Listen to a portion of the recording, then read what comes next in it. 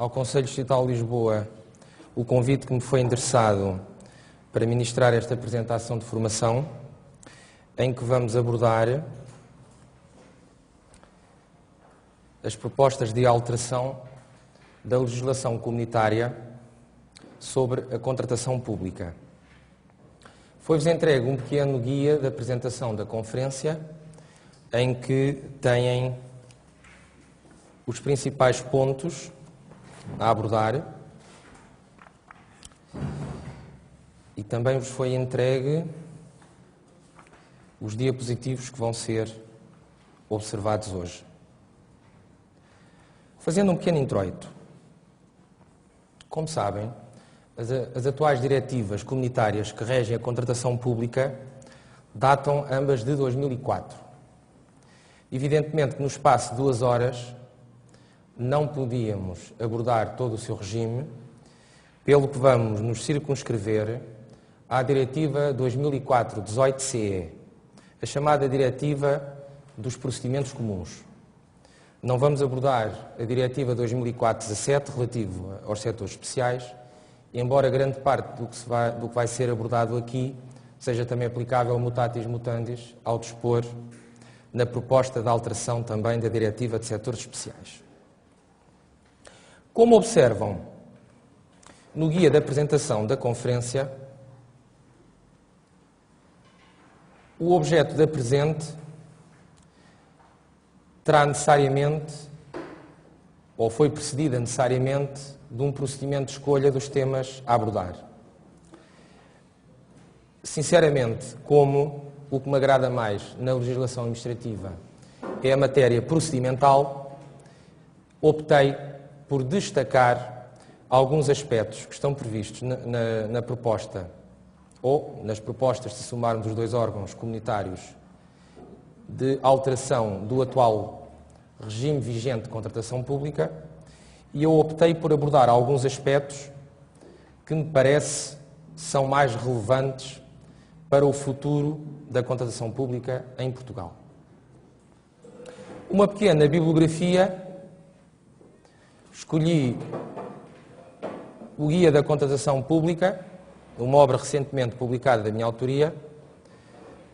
Quem execute procedimentos no âmbito de centrais de compras, também vos apresento aqui o exemplo de um artigo que também foi recentemente publicado. Quanto às propostas dos órgãos comunitários, encontram-nos transpostas nesse site, o site Pro-Administrativo Webnode. Pelo que, se tiverem alguma curiosidade ou pretenderem desenvolver esta temática, poderão consultar estas propostas e, futuramente, as que forem prolatadas pelos órgãos comunitários neste site Pro-Administrativo. Bom, necessariamente, quero-vos começar por abordar a questão do histórico legislativo. Como sabem, em matéria de órgãos comunitários, há o chamado processo legislativo, anteriormente designado processo codecisório, em que, como nós sabemos, a Comissão Europeia, o Parlamento Europeu e o Conselho Europeu, cada um destes órgãos exerce funções distintas. Ora, no âmbito da contratação pública, o normal que ocorra é sempre, inicialmente, a apresentação de uma proposta da Comissão Europeia para a alteração de uma diretiva anteriormente aprovada. E assim foi feito.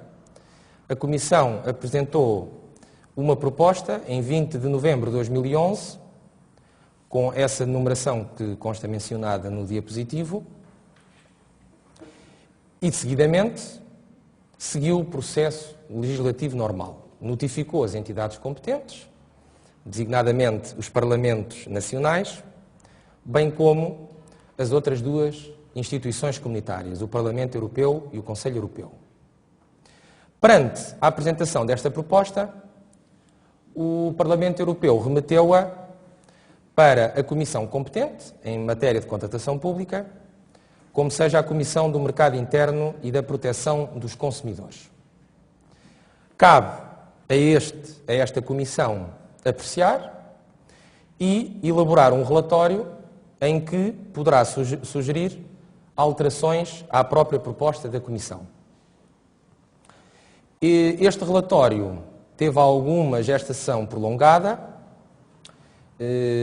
Os próprios formalismos inerentes às instituições comunitárias são muito formais, porque, como é evidente, estamos a falar de uma organização internacional muito sui generis, como é a União Europeia, e ocorrem sempre projetos de relatórios, primeira versão, segunda versão, depois tem de existir sempre algum consenso.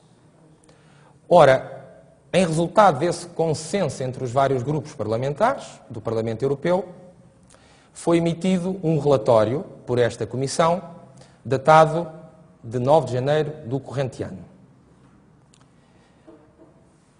Em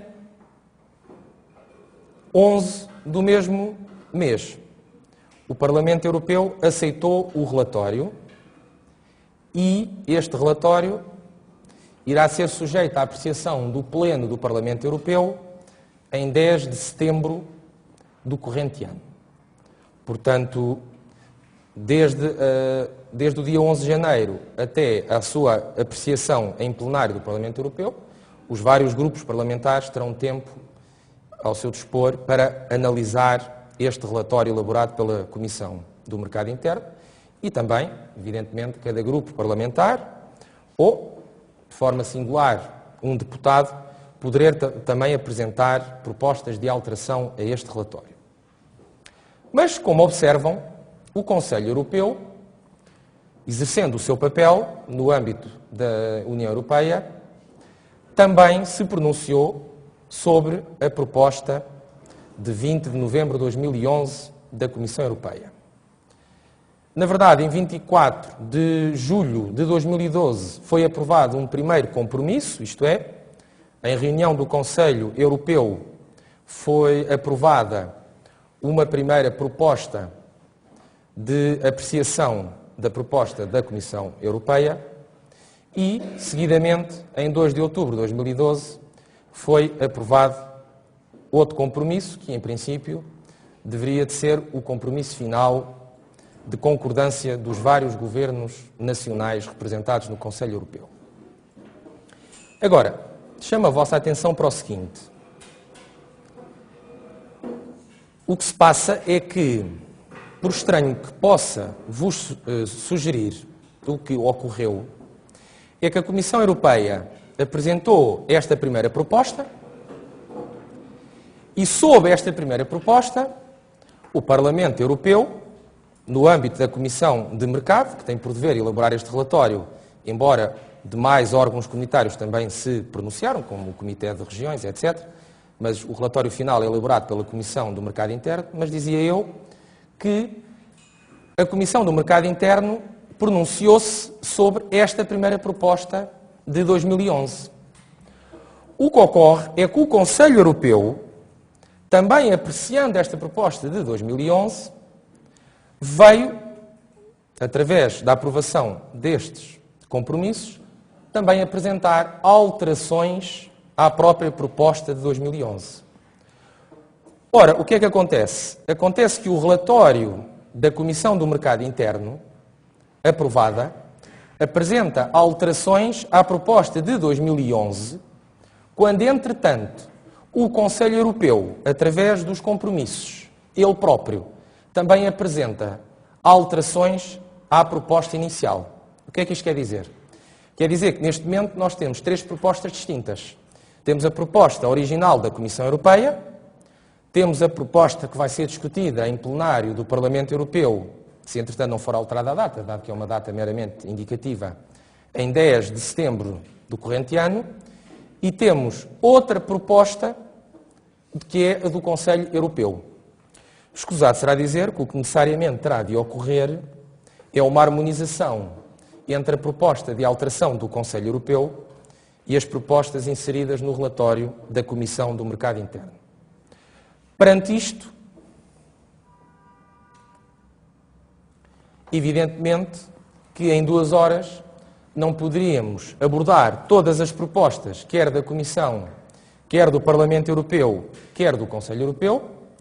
pelo que eu optei por abordar a proposta inicial, a dita proposta de 20 de novembro de 2011, e as propostas contidas no relatório da Comissão de Mercado Interno do Parlamento Europeu, que, em princípio, irá ser colocada em votação em sessão plenária do Parlamento Europeu.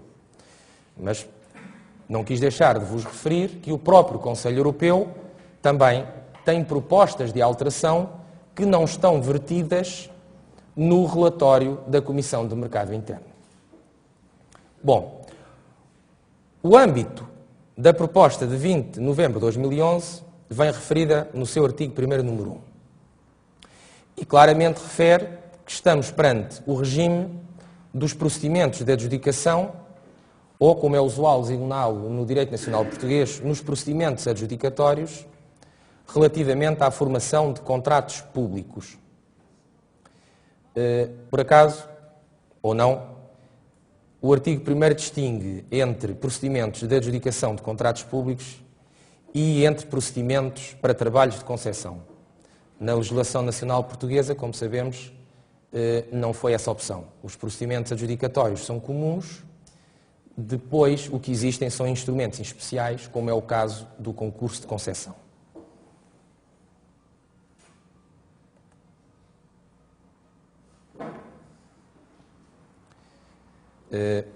Não sei se conseguem observar de tão longe, mas eu espero que pelo menos consigam observar o teor diretamente nas cópias que vos foram entregues.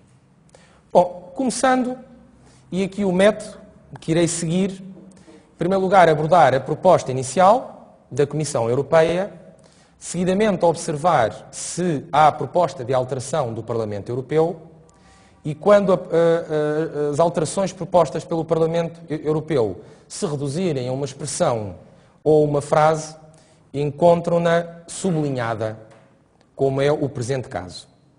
Quando a proposta não é uma mera alteração parcial da disposição, mas sim uma alteração total, eu limitei-me a transcrever a nova versão apresentada no Parlamento Europeu pela Comissão de Mercado Interno.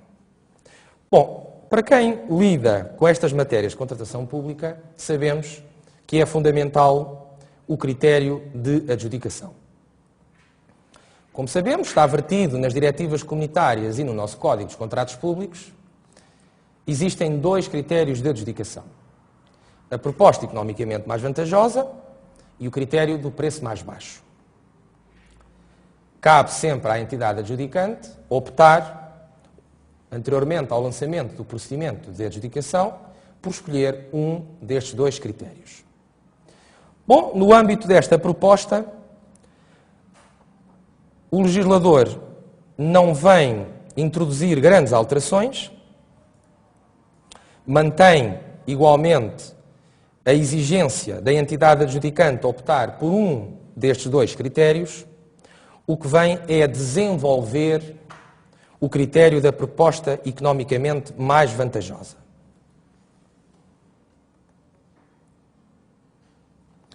Na verdade, o artigo 56 da Diretiva 2004/18 limita-se a descrever o conteúdo do critério economicamente mais vantajoso, indicando alguns fatores que poderão e deverão de ser escolhidos para inserir no próprio critério de adjudicação. Por outras palavras,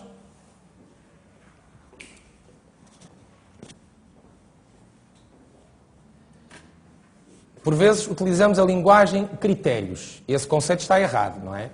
Porque há apenas sempre um critério. O que depois, o critério da proposta economicamente mais vantajosa, possuirá necessariamente é pelo menos dois fatores. O normal é que um deles seja o preço e, consoante a prestação dos contratos, no caso de fornecimento de bens, é usual colocar a garantia. Por exemplo. Ora, Isto já se encontra vertido na versão original da Diretiva 2004/18. Vem-nos indicar que a entidade tem de optar por um de dois critérios, ou a proposta economicamente mais vantajosa, ou o preço mais baixo. No preço mais baixo, a diretiva não nos indica fatores. Na proposta economicamente mais vantajosa, indica-nos exemplos de alguns. Ora, no decurso do estudo que a Comissão inicialmente elaborou, em que aprovou um livro verde sobre contratação pública e, igualmente também, como exige o processo legislativo comunitário, aprovou também um estudo de impacto da Diretiva de 2004. E aí considerou útil desenvolver os próprios fatores a introduzir pela entidade adjudicante no critério proposta economicamente mais vantajosa.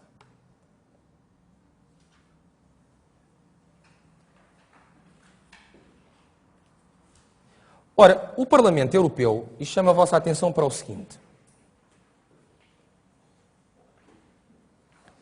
se, em princípio, as instituições comunitárias deverão desenvolver os mesmos princípios que se encontram vertidos nos tratados, poderá nos chocar um pouco que existam diversas propostas para a mesma matéria em 3 versões distintas. Na versão da Comissão, na versão do Parlamento Europeu e na versão do Conselho Europeu. Porque, basicamente, as 3 instituições comunitárias prosseguem os mesmos fins, que são os que se encontram vertidos nos tratados. Bom, isso é assim no mundo ideal. No mundo prático, evidentemente que não é. Então, pelas propostas, o que nós podemos concluir é que a Comissão, pela alteração da legislação, está a tentar desenvolver a concorrência entre os vários Estados-membros na matéria da contratação pública. Já o Parlamento Europeu, que embora possua grupos parlamentares da União Europeia, os mesmos são integrados por deputados nacionais. Pelo que esses deputados também têm que acautelar os interesses dos seus próprios Estados nacionais. Pelo que, em alguns casos, consideram, quiçá, que as alterações introduzidas nesta proposta da Comissão Europeia vão longe demais, digamos assim. E vão longe demais em que sentido? No sentido de abrir demasiado à concorrência determinados tipos de contratos, ou por divergir demasiado do seu atual regime positivo nacional, isto é, por consagrar institutos que presentemente a legislação nacional de cada Estado-membro não prossegue. E aqui vamos sempre que for útil fazer a comparação com o regime do Código dos Contratos Públicos para observarmos se o nosso Código já defende a proposta da Comissão Europeia ou se, pelo contrário, exigirá a sua adaptação e respectiva alteração. Ora, aqui, se observarmos, a Comissão Europeia não está a inovar num grande teor relativamente ao que já está consagrado no Código dos Contratos Públicos. Embora, na proposta do Parlamento Europeu, no número 2, à linha B, introduz este fator. Quando relevante para a execução do contrato, a organização, habilitações e experiência do pessoal afeto à execução do contrato. Ora, aqui realmente parece que está a introduzir algo inovador. Porque, como nós sabemos, o artigo 75, número 1 do Código dos Contratos Públicos menciona que os aspectos a submeter à concorrência não podem dizer respeito a situações, qualidades, características ou elementos de facto relativos aos concorrentes.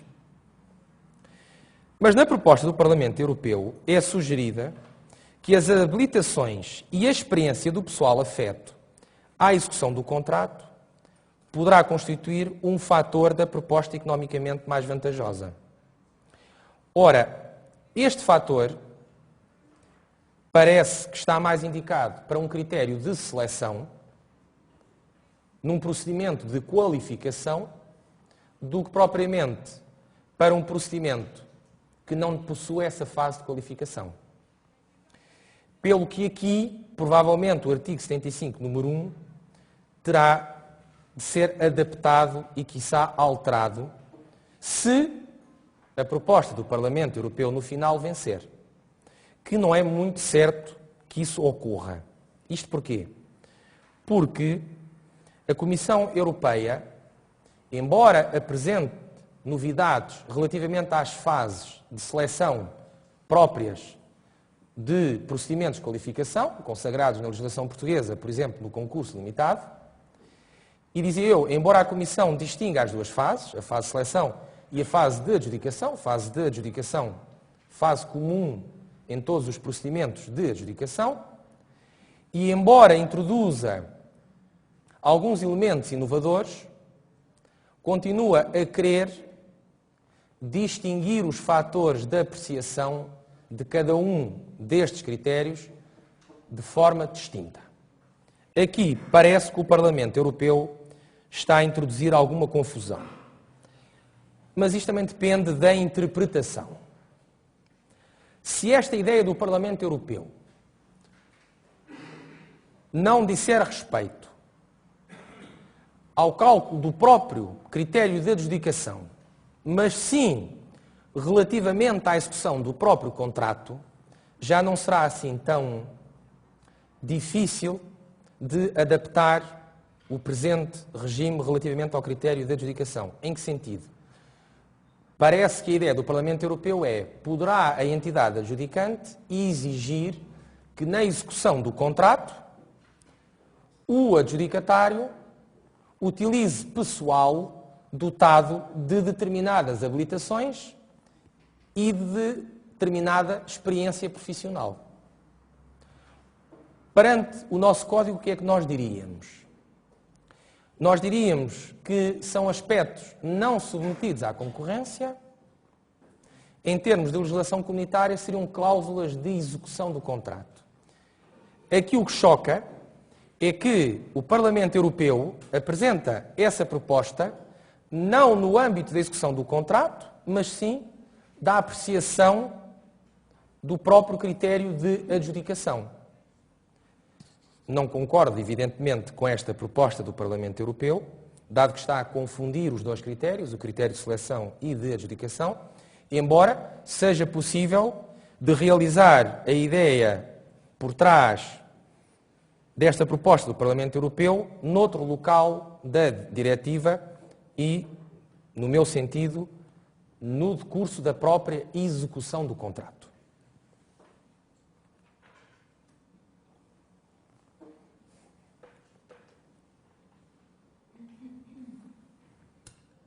Outra proposta muito interessante, e aqui estamos realmente no âmbito de matéria procedimental, próprio senso,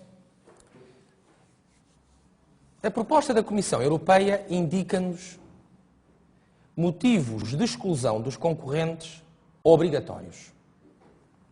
Evidentemente que eu tive de criar sumários, por regra, os artigos das diretivas de contratação pública são artigos vastos. E por isso eu tentei sumariar, mas deixando o substrato no diapositivo. E aqui eu reduzi-o a 3 tipos. Aqueles casos em que é exigida a apresentação de certificado ou de documento equivalente, que no ordenamento português é sempre exigido certificados ou declarações comprovativas de que o adjudicatário ou a sua administração não praticou um determinado tipo de crime e que tem respeitado com as suas obrigações relativamente à Fazenda Pública e à Segurança Social. Num segundo caso,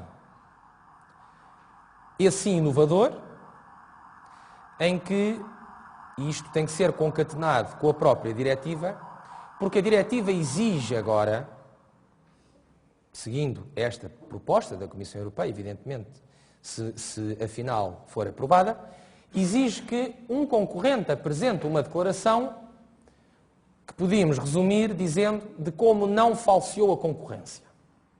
Basicamente, o que essa declaração impõe é que o concorrente declare que, na verdade, ainda que tenha existido uma colaboração prévia ao lançamento do procedimento, designadamente se foi auscultado para a elaboração do próprio caderno de encargos, que essa assistência, chamemos-lhe assim, não colide com as regras da concorrência.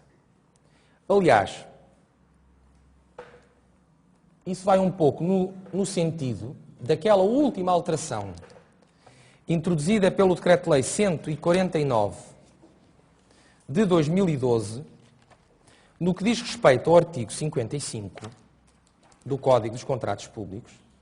Se recordam, o artigo 55, a linha J, refere que constitui um impedimento à apresentação no próprio procedimento no caso de o concorrente ter prestado assessoria ou outro apoio técnico na preparação das peças do procedimento e com a alteração introduzida pelo Decreto-Lei 149 de 2012 foi acrescentado e que lhe confira vantagem que falseie as condições normais de concorrência.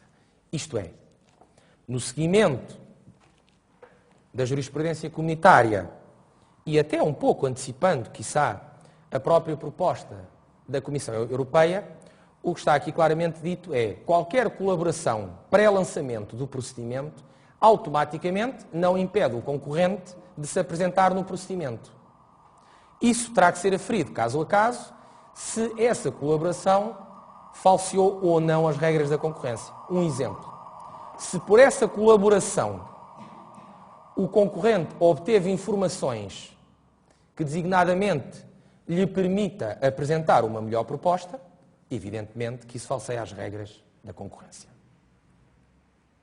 Ora, o que está aqui incutido na linha B é, perante a exigência de que o concorrente apresente uma declaração de que, embora tenha prestado colaboração com a entidade adjudicante, o fez de forma que não obteve nenhuma vantagem relativamente aos demais concorrentes, se ele falseou essa declaração, isto é, se prestou falsas declarações, na prática, terá que ser excluído. Por outro lado, como vamos ver mais adiante, esta proposta também apresenta uma regulação em termos de conflitos de interesses.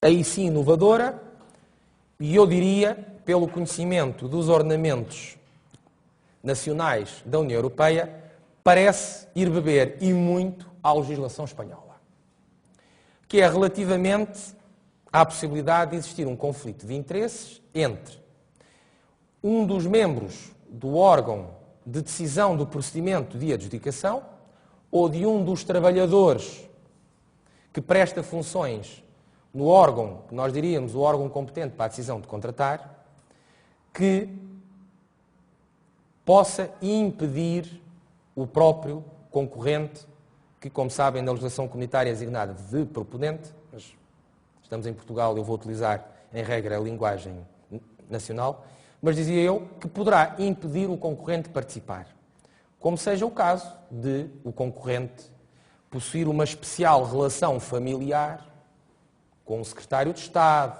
um ministro, um vereador, um presidente de um conselho de administração, do instituto. É claro que já me estão a dizer, sendo Portugal um país um pouco dado ao nepotismo, poderemos ter aqui grandes problemas. Aliás, até temos, como sabemos, políticos que acham conveniente que nos seus próprios gabinetes possuam familiares. E, de facto, a lei parece que não o proíbe, sendo escolha política. Aqui já não poderá ser bem assim, se esta proposta for aprovada afinal. Ora, atualmente, A atual diretiva já prevê estes motivos de exclusão, que poderemos designá-los por gerais, relativamente à prática de crimes, a dívidas à Fazenda Pública e à Segurança Social, bem como a falsas declarações. Todavia, aqui a grande alteração é que deixava esta regulamentação, deixava o seu desenvolvimento para o legislador nacional. E por isso é que nós temos em Espanha uma legislação extremamente rigorosa, em que, por exemplo, imaginem que um empresário não poderá se apresentar num procedimento adjudicatório em Espanha se, por exemplo, um dos seus familiares exercer funções de trabalhador naquela entidade adjudicante. Imaginem o que é que isto seria num país como Portugal, não é? O empresário não poder concorrer se um seu familiar trabalhar para aquela entidade adjudicante.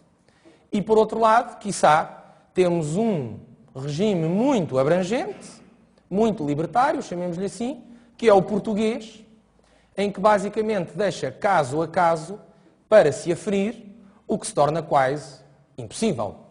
Como é que eu sei, numa instituição com milhares de funcionários, que, em particular, aquele empresário possui um trabalhador que é seu parente, ou até possui um parente no órgão de administração. Se o membro do órgão de administração permanecer em silêncio, se o concorrente nada disser, se os demais concorrentes desconhecerem essa relação familiar, tudo se passará como não ocorrendo esse facto. Evidentemente agora, com a exigência dessa declaração, será já muito fácil de sabermos se existem relações familiares entre os concorrentes e entre trabalhadores e membros dos órgãos de decisão das instituições públicas. Como sabem, tristemente, o nosso legislador distinguiu entre a fase de habilitação em que se exige estes documentos comprovativos da ausência de dívidas e de crimes, distinguiu com a aprovação do Código, o que não acontecia na legislação pré-vigente, entre a fase de habilitação e a fase de adjudicação. Como sabem anteriormente, com a apresentação da sua proposta, os concorrentes tinham que imediatamente fazer prova de que não tinham dívidas ou crimes anteriores. Ao ter distinguido, quiçá procurando poupar os concorrentes de estarem a apresentar mais documentação, sabendo nós que em Portugal tudo é pago, portanto é um custo que foi retirar aos concorrentes, mantendo-o apenas para o adjudicatário. Neste sentido, parece que foi útil. Embora, ao querer poupar os concorrentes deste custo financeiro, veio, do meu ponto de vista, a desobedecer um pouco ao espírito inerente às próprias diretivas comunitárias. Porque, do meu ponto de vista, as diretivas exigem uma exclusão imediata e não deixar essa exclusão para a fase de habilitação posterior à própria adjudicação. Reparem, se existem dívidas às finanças, o concorrente não devia ter apresentado proposta. Este parece ser o espírito já da Diretiva 2004/18, que agora, com as propostas da Comissão Europeia e do Parlamento Europeu, também parece reforçar isso.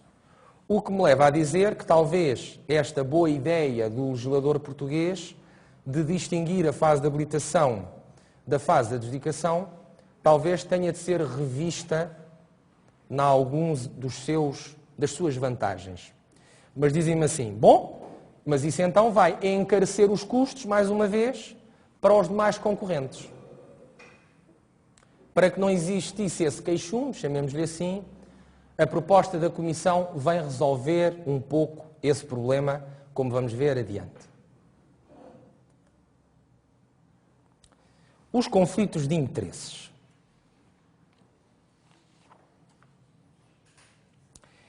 Aqui sim, a Comissão vem inovar, e muito, e inovou tanto que o Parlamento Europeu, quiçá, ponderou se a Comissão não estaria a abranger demasiado a possibilidade de verificação de um conflito de interesses entre um concorrente e um titular de um órgão diretivo da entidade adjudicante ou de um dos seus trabalhadores.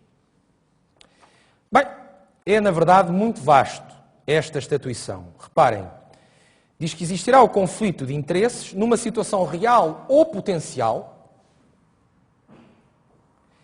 ou quando a mesma seja percepcionada, reparem, abrange ainda mais, que afete membros do pessoal da autoridade adjudicante, da nossa entidade adjudicante, que intervenham no procedimento, bem como membros da administração que possam influenciar o resultado de um procedimento de adjudicação, ainda que não estejam formalmente envolvidos no mesmo. Então, reparem, em teoria, se um titular de um determinado órgão não intervém no procedimento de adjudicação, em princípio, atendendo à nossa legislação nacional, não estaríamos perante um conflito de interesses, porque quem toma a decisão é outro titular.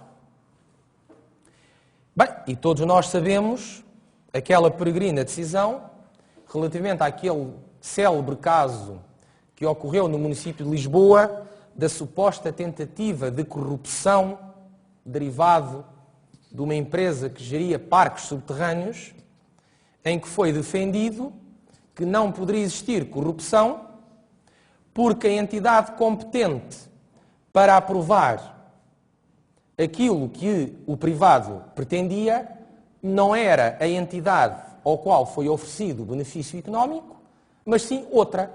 Isto é, como estaria a ser, em tese, corrompida a entidade incompetente, não estaria verificado o ilícito. Ora, o que diz-nos aqui esta proposta da Comissão Europeia é que, ainda que não seja o titular do órgão a tomar a decisão, estará abrangido se de alguma forma possa influenciar o resultado. Normalmente os tribunais da União Europeia fazem sempre interpretações latas das disposições dos atos comunitários. Bom, e então o que será o interesse privado que poderá ser gerador deste conflito de interesses? Diz-nos que é qualquer interesse familiar, afetivo, económico, político ou outro. Bem, e agora voltamos ao nosso querido Portugal. Parece também ocorreu algum processo por aí em que um representante de uma firma tinha uma relação afetiva com uma magistrada que estaria a analisar um processo. E mais uma vez se entendeu que não existia crime e provavelmente nem conflito de interesses, porque não existia um nexo de causalidade entre a entidade que decidia e estes agentes envolvidos. Aqui diz-nos a diretiva comunitária que não é bem assim, porque coloca em causa o interesse afetivo. Bem, é claro que isto aqui também poderá levar a grandes problemas. Vamos imaginar, se o presidente da administração do ente privado possuir uma relação afetiva, quiçá carnal até, com um dos titulares de um membro colegial competente para decidir o procedimento adjudicatório, estaremos perante um conflito de interesses? Parece que sim. Parece que sim. Bom, também não é assim tão estranho. Neste caso, o titular do membro do órgão colegial, existindo essa especial relação de afetividade, só tem que pedir a sua escusa e não votar nas deliberações do próprio procedimento. Também o órgão continuará a decidir de acordo com os seus poderes. Portanto, aqui o que haverá necessariamente é este reforço de clarificação de relações existentes. Bom, também poderão-me dizer assim, bem, mas parece que está aqui também em causa um pouco a violação da própria vida privada, não é? Parece que choca aqui um pouco todo este rigor em termos de conflito de interesses. Bem, veremos como será. Mas a proposta do Parlamento Europeu é um pouco mais branda, necessariamente. Porque vem nos dizer que, genericamente, é qualquer situação, e aqui já retira aqueles fatores concretizadores das situações reais, potenciais ou percepcionadas, e vem-nos dizer que é qualquer situação em que as pessoas possam influenciar o resultado do procedimento e que tenham, direto ou indiretamente, o interesse financeiro, económico ou o outro de natureza pessoal. E aqui, o outro de natureza pessoal já não é definido e deixa, evidentemente, para o legislador nacional a sua concretização, o que levará necessariamente, provavelmente, a que o legislador nacional tenha a visão que tem tido até agora. Vamos ver qual será a proposta final aprovada. Bem, estamos a falar e, na verdade, já há um regime no ordenamento jurídico-administrativo português que prevê conflitos de interesses. Onde está ele? No Código do Procedimento Administrativo. Ora, o Código do Procedimento Administrativo, basicamente, já define e abrange praticamente todas estas situações que observamos que poderão ser causadoras de conflitos de interesses. Pelo que aqui, a ser aprovada esta proposta, quase que bastará ao legislador nacional remeter para a norma competente do Código do Procedimento Administrativo. Portanto, aqui não irá inovar. Embora é verdade que os nossos tribunais nacionais, ao contrário dos tribunais comunitários, já fazem uma interpretação muito restritiva destes conflitos de interesses regulados no CPA. A ser consagrado na legislação portuguesa este conflito de interesses, os magistrados já terão que fazer uma interpretação de acordo com a legislação comunitária e, nesse caso, terá que ser necessariamente restritiva.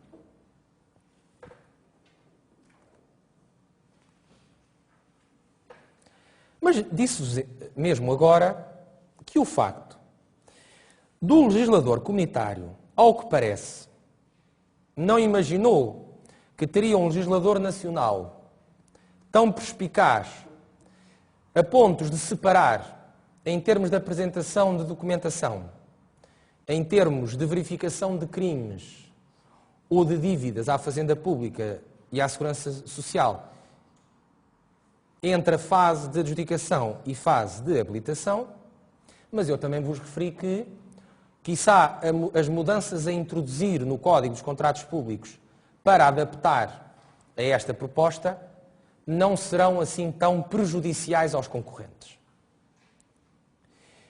E aí, e bem, cria uma proibição da duplicação da apresentação de documentos. Reparem, que faz todo o sentido. Desde logo, à partida choca-nos que é verdade que, indo bebendo um pouco aos nossos amigos italianos e espanhóis, eles utilizam as expressões administrações públicas. Em Portugal é usual dizer administração pública, englobando todas, a central, local, regional, autónoma, etc. Mas a verdade é que, se estamos perante uma administração pública,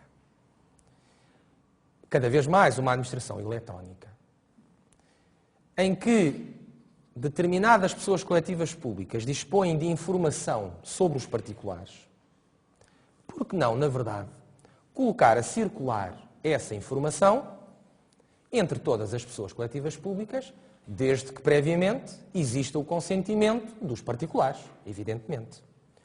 Ora, na verdade, é o que o legislador comunitário vem propor, em que diz que, em termos de documentação para comprovativo de que o concorrente não está abrangido por um qualquer impedimento, deverá a entidade adjudicante aproveitar, chamemos-lhe assim, os documentos que tenham sido apresentados em procedimentos anteriores. Quem trabalha nesta área sabe que isto é uma das principais queixas de todos os concorrentes. Não raras vezes concorrem a 2 procedimentos distintos, abertos simultaneamente, com um objeto muito semelhante, e num, por alguma razão, deixam passar o prazo de apresentação de um documento, ou então ouvidam mesmo a sua apresentação. E uma das suas defesas é dizer o seguinte: mas eu apresentei este documento no procedimento ao lado, ao mesmo tempo que concorri neste, e em que nesse procedimento está comprovado que eu não possuo qualquer dívida. Então, por que é que deverei ser excluído, ou deverá de ser declarada a caducidade da adjudicação, por eu não ter apresentado um documento no procedimento B, quando eu fiz prova no procedimento A de que eu cumpro com as exigências legais? Mas a verdade é que hoje em dia isso não é possível. Em cada procedimento é necessário apresentar os documentos comprovativos da falta de impedimentos. E diz-nos o legislador, na proposta da Comissão Europeia: entidade adjudicante, se vocês possuem essa informação e esse documento foi entregue nos últimos 4 anos, é claro que em Portugal, em regra, o prazo máximo de validade de um certificado é 1 ano e de declarações é de 6 meses.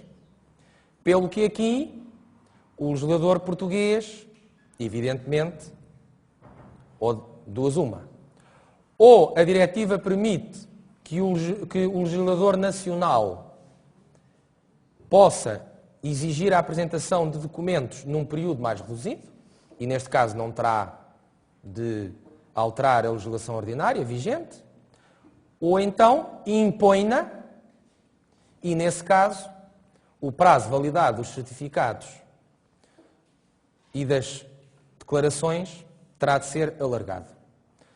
Do meu ponto de vista, a parte final em que a proposta refere e que ainda sejam válidos, parece dar alguma abertura para que a legislação ordinária, que estipula prazos de validade inferiores e muito inferiores, até porque atendendo à última ratio dos tratados comunitários. Na última ratio, os tratados comunitários permitem sempre regimes de exceção quando estiver em causa a ordem pública nacional. E, de facto, em sede de dívidas fiscais e de crimes, chocaria que se considerasse como bom um documento apresentado há 3 anos atrás. De facto, não parece fazer muito sentido, pelo que parece-me a mim que, em princípio, se irá admitir que os documentos tenham uma validade inferior. Embora, à cautela, ao que parece, o Parlamento Europeu não concorda comigo. Porque veio dizer, não, 4 anos é demasiado tempo, vamos reduzir isto. Pelo que propomos nos últimos 2 anos.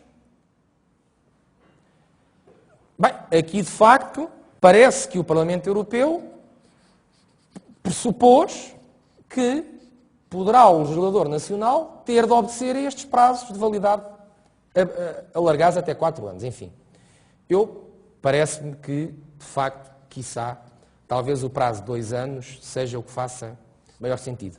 Mas seja como for, isto é uma mini-revolução nos procedimentos de adjudicação. Reparem agora o ónus que é transferido para as entidades adjudicantes. E reparem nos monstros que nós temos em Portugal. Porque, vamos lá ver, quando refere à autoridade adjudicante, estamos a falar do quê? É que, por exemplo, na definição de organismos da administração central, o legislador português disse os ministérios. Então isso quer dizer que um documento apresentado num organismo de um ministério abrange todos os organismos daquele ministério? Bem, em Portugal não me parece execuível. Pelo que parece que deverá fazer mais sentido que deveremos fazer como fazemos com os organismos de direito público. Cada entidade adjudicante, parece-me a mim, será aquela dotada de personalidade jurídica e de autonomia administrativa e financeira.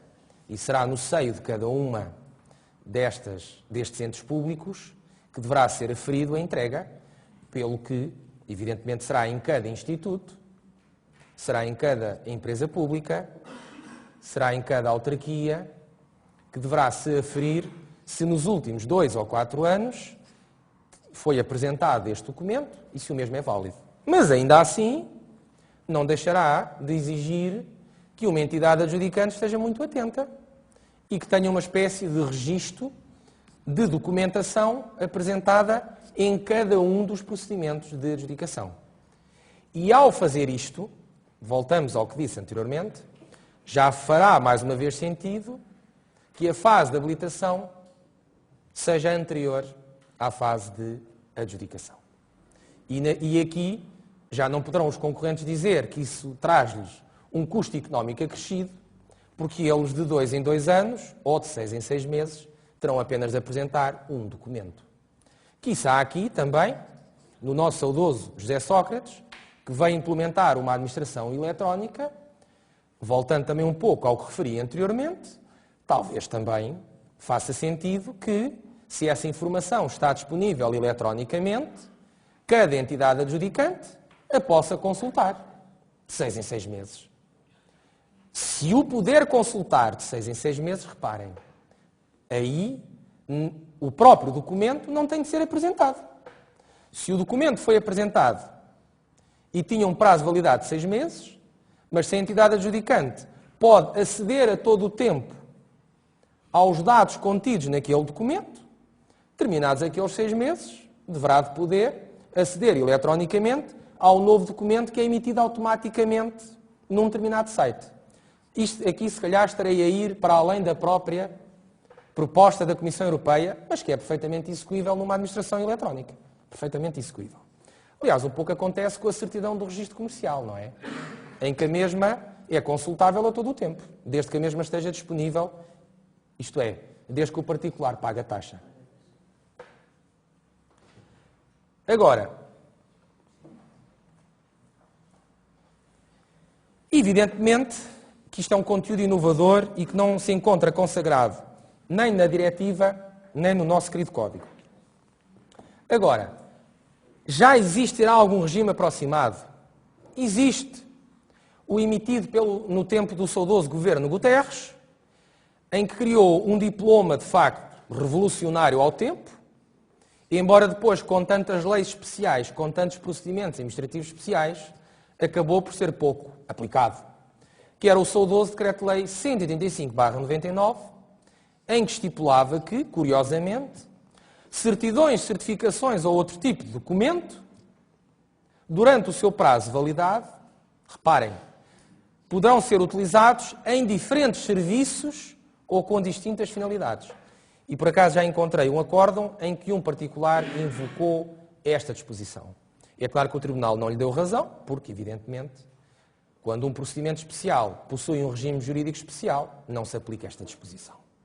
Mas aqui, na verdade, a proposta da Comissão Europeia está um pouco em harmonia com o que o nosso querido legislador pensou em 99.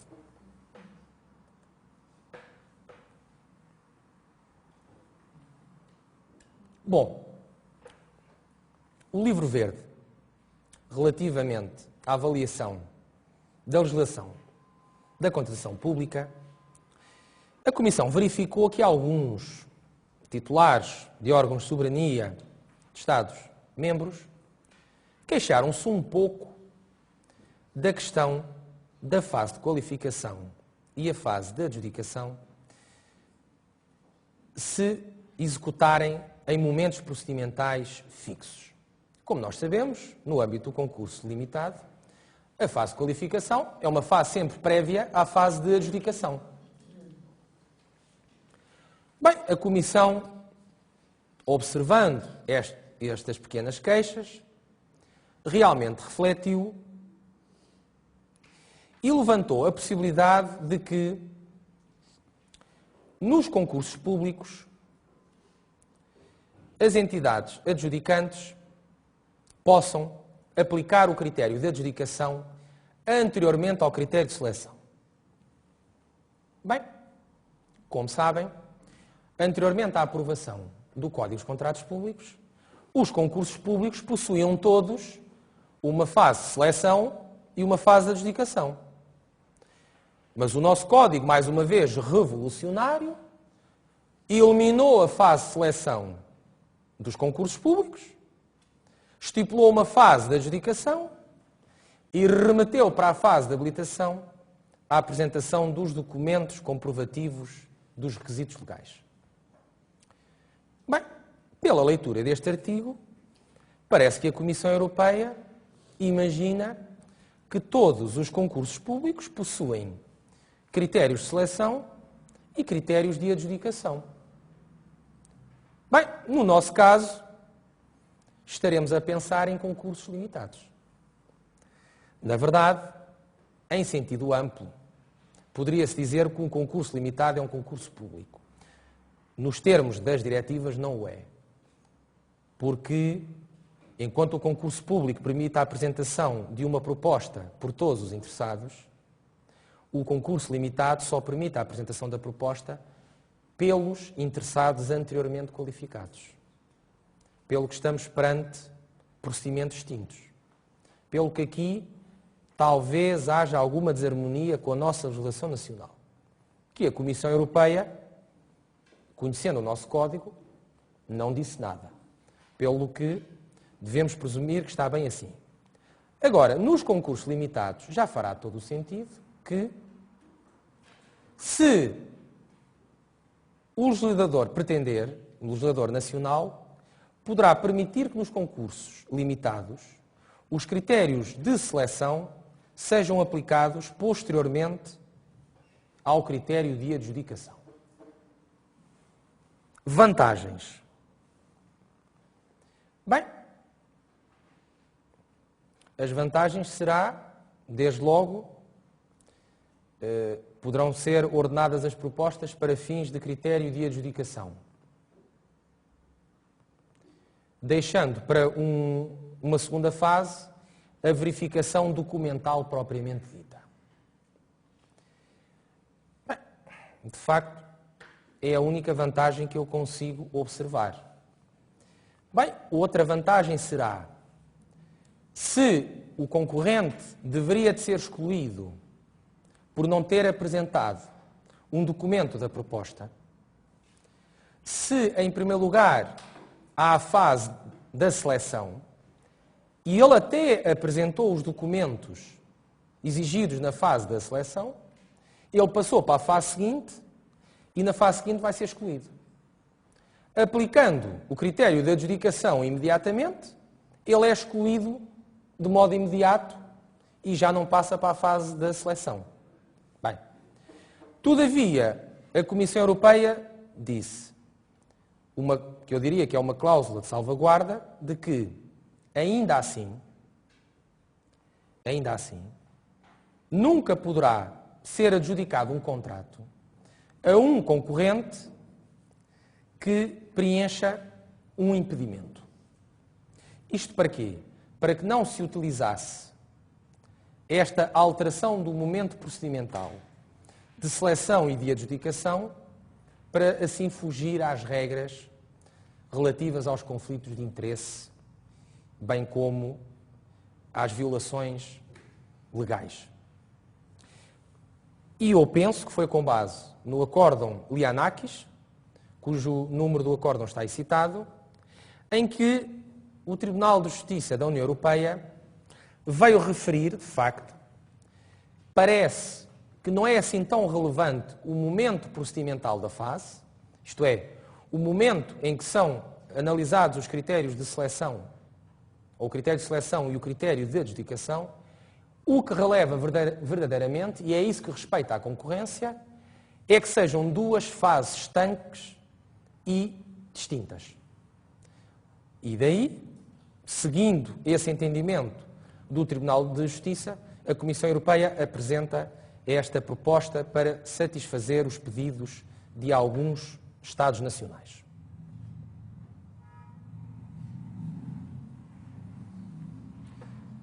Bem, se na verdade o nosso concurso público não possui a fase de qualificação, existente anteriormente à aprovação do Código dos Contratos Públicos, parece-me de facto que esta proposta apenas terá reflexo em procedimentos adjudicatórios com uma fase de qualificação prévia. E, nesse caso, estou desde logo a pensar no concurso limitado, se o legislador português observar que será relevante deixar ao critério da entidade adjudicante aplicar primeiro o critério de adjudicação e depois o de seleção ou o invés, parece-me a mim que o concurso limitado será o momento adequado para o efetuar. A não ser, mas isso neste momento não me parece de todo, que o legislador português volte ao regime anterior e introduza uma fase de qualificação ligeira, que nunca poderia ser igual à do concurso público, e introduza uma ligeira fase de seleção no concurso público. Não me parece de todo que será essa escolha de futuro. Sabemos nós que com a aprovação do Código dos Contratos Públicos foram introduzidas as chamadas plataformas eletrónicas. Anteriormente, os procedimentos decorriam em formato de papel. O anúncio era publicado no Diário da República, ele próprio também em formato de papel. As propostas eram apresentadas em formato de papel na entidade adjudicante, eram abertas em ato público e todas as comunicações, em regra, eram também em formato eletrónico por via postal. Com o nosso Código dos Contratos Públicos, passou a existir a exigência de utilização de um meio eletrónico, que o legislador escolheu ser uma plataforma eletrónica. Porque, reparem, em tese, poderia não ser. Na verdade, era admissível, como ocorre já hoje em dia com os ajustes diretos, concatenar as duas situações, como a disponibilidade para os concorrentes das peças poderiam estar no próprio sítio ou site da entidade adjudicante.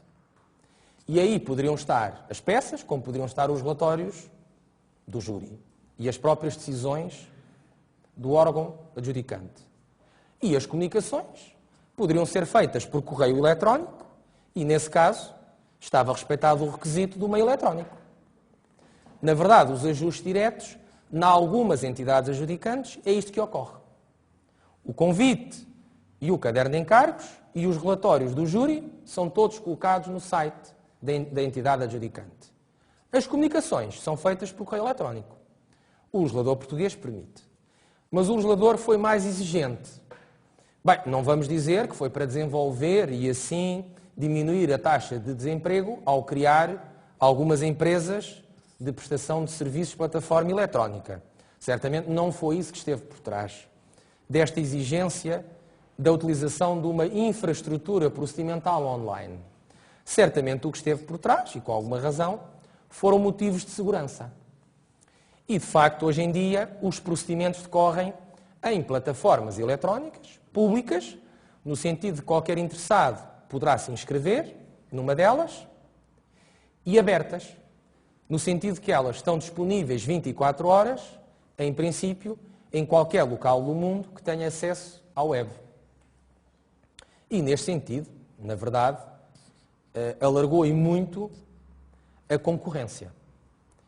Bem, como sabem, o saudoso governo de Sócrates já o dizia, e com muita razão, que Portugal era o único país da União Europeia, quiçá do mundo, em que os seus procedimentos decorriam em plataforma eletrónica.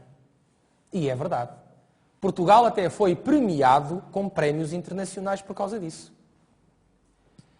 Bem, a própria Comissão Europeia, já em alguns dos seus relatórios, mencionou que Portugal, sendo o primeiro país da União Europeia a implementar, designadamente nos procedimentos submetidos às diretivas comunitárias, a exigência de utilização de plataformas eletrónicas, com um grande e bom resultado.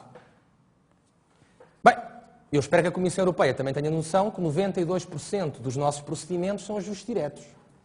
Mas independentemente disso, nos restantes 8% dos procedimentos que não são ajustes diretos e que logo decorrem em plataformas eletrónicas, tem sido um grande sucesso. E tanto é que nós somos citados como um exemplo. Não só para países da União Europeia, como até para países asiáticos e da América do Sul. E a verdade é que tem funcionado. Bem, não sei se imbuídos do espírito do legislador português, a verdade é que o legislador da União Europeia apresenta na sua proposta, e temos que separar dois procedimentos. Em primeiro lugar, impõe-no imediatamente a todos os procedimentos eletrónicos das centrais de compras. E faz algum sentido. Porquê? Porque uma central de compras tem que ser dotada de determinados mecanismos, o que fará todo o sentido que possa-se exigir imediatamente que, com a entrada em vigor da alteração às diretivas vigentes, que passe a cumprir sempre com este desidrato de todos os procedimentos, designadamente os internacionais, tenham de se realizar por meios eletrónicos. Reparem que aqui não está exigido diretamente a plataforma eletrónica. O que está exigido é o meio de comunicação eletrónico, pelo que, em tese, poderão não ser utilizadas as plataformas eletrónicas. Em tese. Porquê é que não está essa exigência diretamente mencionada? Porque este conceito de plataforma eletrónica não é uniforme em todos os Estados nacionais. Por exemplo, em Portugal, em regra, a prestação de serviços de plataforma eletrónica é sempre desenvolvido por uma entidade externa, por um prestador. Já, por exemplo, na Alemanha, há organismos que eles próprios têm uma plataforma eletrónica. E, por sua vez, há certos Estados nacionais que entendem que o seu site, a sua homepage, pode funcionar como uma plataforma eletrónica. A portaria 701G de 2008, que define esses requisitos, claramente estipula que um site não poderá constituir um site normal, uma plataforma eletrónica. Há exigências de segurança que impõem que tenha de se criar, na verdade, uma infraestrutura procedimental autónoma. Pelo que em Portugal, na verdade, um site da entidade adjudicante nunca poderá ser considerado uma plataforma eletrónica, desde logo por exigências de segurança e de independência. Mas pronto, eu penso que a razão porque a proposta da Comissão Europeia permite e dá aso a que cada legislador do Estado-membro possa desenvolver o que entende por meio de comunicação eletrónica, eu penso que o fundamento é este, considerando a disparidade de conceitos e de entendimentos, de procedimentos e de regras de segurança nos vários Estados nacionais, independentemente de impor, e aí sim, regras de segurança relativamente a assinaturas eletrónicas. Já nos procedimentos adjudicatórios que não se prossigam através de centrais de compras, a proposta da Comissão Europeia é mais cautelosa. E entende, o artigo 92, número 1, estipula um prazo de 2 anos. Isto é, no fundo, está a dar o prazo de 2 anos para permitir que os vários Estados nacionais possam adaptar a sua legislação a esta exigência da obrigatoriedade dos meios eletrónicos de comunicação. Vamos já ver a seguir o que diz, embora já tenha sido abordado um pouco, o nosso regime, mas vamos fazer então um intervalo de 10 minutos. Muito obrigado. Vamos então iniciar a segunda parte. Mas estávamos a referir a questão dos meios eletrónicos. O atual regime do Código dos Contratos Públicos, em primeiro lugar, remete as centrais de compras para o regime jurídico dos procedimentos adjudicatórios consagrados no Código. E, como sabemos, o artigo 62, número 1, exige a utilização de plataforma eletrónica nos vários procedimentos adjudicatórios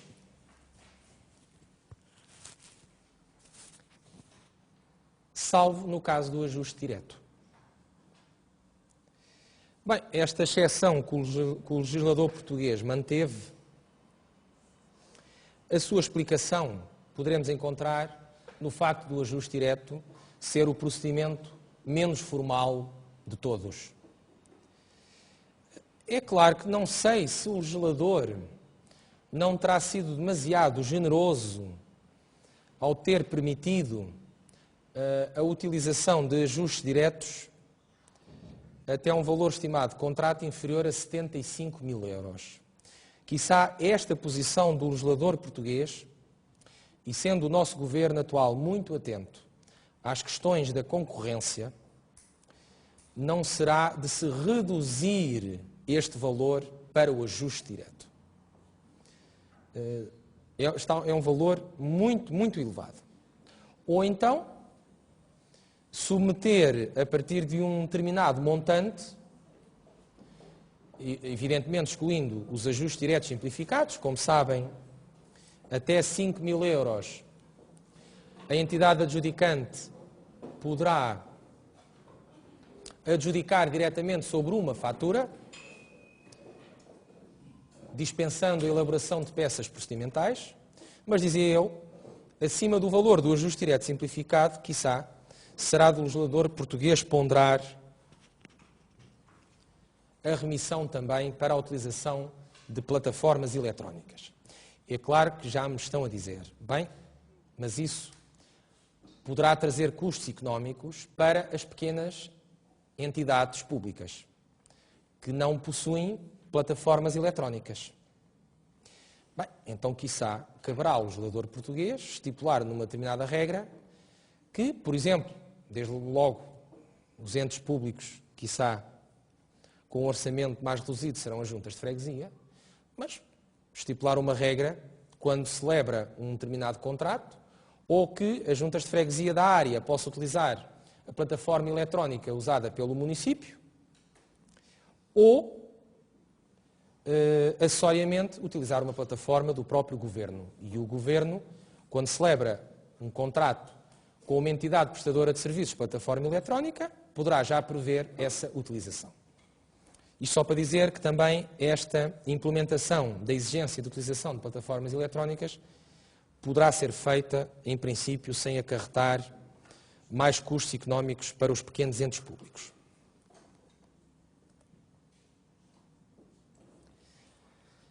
É uma das regras mais antigas no direito da contratação pública portuguesa, esta que dispõe que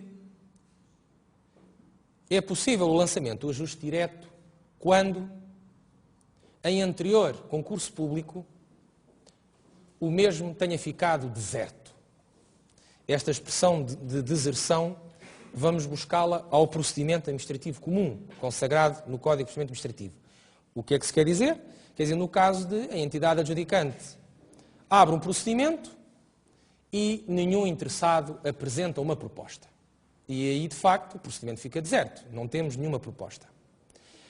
Esta noção também está consagrada na Diretiva Comunitária, na 2004.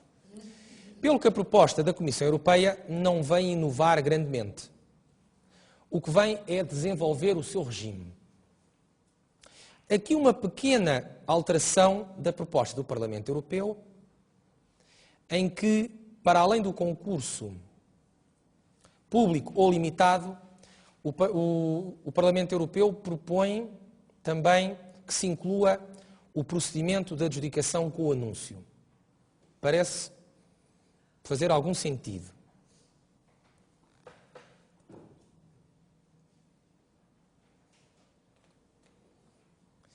Como veem, pelo artigo 31 da diretiva, o essencial já estava consagrado. O que é verdadeiramente inovador